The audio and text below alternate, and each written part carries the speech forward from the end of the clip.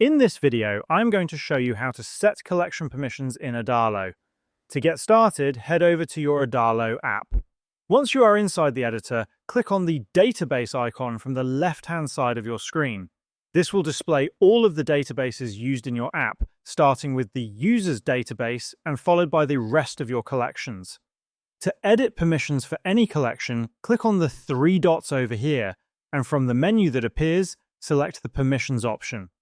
This is where you control who can view, create, update, or delete records in each collection. The first section you will see is for the user's database. Here, you can manage how user information is accessed. For basic fields such as name or username, the default behavior allows everyone to view this information, while only the record creator can edit it. Since each user record represents an individual account, the record creator is essentially the owner of that account.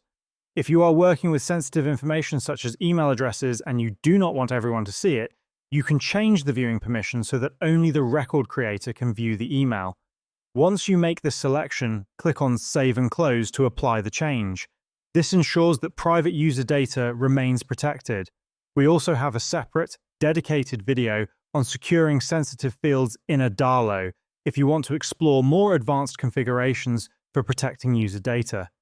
After configuring the user's database, return to the Permissions window and switch to the second tab, which contains all other collections in your app.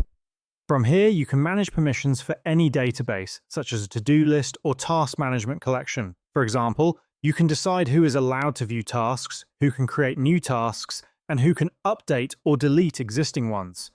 You might choose to keep viewing permissions open to everyone while restricting task creation to logged-in users only. This is useful in scenarios where the app is public, but only admins or authorized users are allowed to add new records. You can also set permissions to nobody if you want to prevent users from creating records directly in the app and instead manage them only from the Adalo editor. After making your selections, click Save and Close to finalize the changes, and this is how you can set collection permissions in Adalo.